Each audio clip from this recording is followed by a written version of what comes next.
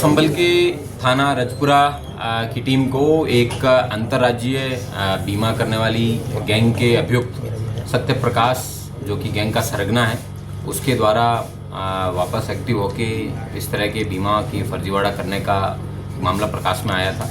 उसको सीओ अंकित के द्वारा इसमें लीड ली गई और मेहनत की गई। तो उसमें एक ऐसा वाक्य प्रकाश में आया जिसमें इन्होंने प्रधानमंत्री जीवन ज्योति बीमा योजना, जिसमें 2 लाख रुपए तक का क्लेम होता है, उसको फर्जी तरीके से क्लेम करने की गैंग का फर्जीवाड़ा प्रकाश में आया है। सत्य प्रकाश नामक ये एक अंतर्राज्यीय गिरोह का सरगना है। इसके द्वारा बदायूं और संभल के अंदर इस तरीके के कारनामे पूर्व में भी किए गए हैं। इन लोगों के द्वारा एक मोहित नामक व्यक्ति के परिवार में एक महिला की डेथ 2021 में हो गई थी, लेकिन इन्होंने 2023 में उसको वापस जिंदा करके उसका एक फर्जी तरीके से खाता खुलवाया गया, फर्जी डॉक्यूमेंट्स के आधार पे।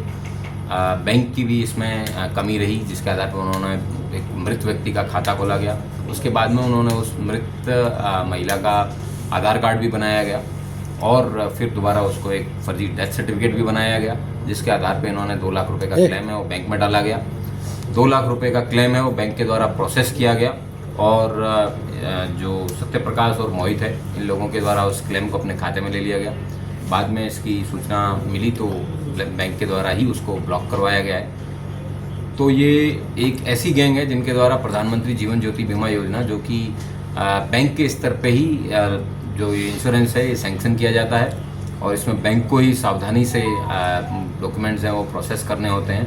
मात्र डेथ सर्टिफिकेट के दिखाने मात्र से ही ये बैंक इसको प्रोसेस कर देती हैं। इसलिए जनपद संभल में इसमें पूर्व के भी अगर कोई इस तरीके के फर्जीवाड़े किए गए हों इन लोगों के द्वारा, उसको वेरीफाई करने के लिए 2024 से लेकर अभी तक के जितने भी PMJJBY के लोन सैंक्शन क्लेम सैंक्शन हुए हैं, उन सभी क्लेम्स को रीवेरीफाई करवाया जाएगा और जिन जिन लोगों के द्वारा इस तरह फर्जीवाड़ा करके सरकार को चपत लगाने की जो कुत्सित प्रयास किए गए, उन सबको कानून के सामने वो लाया जाएगा।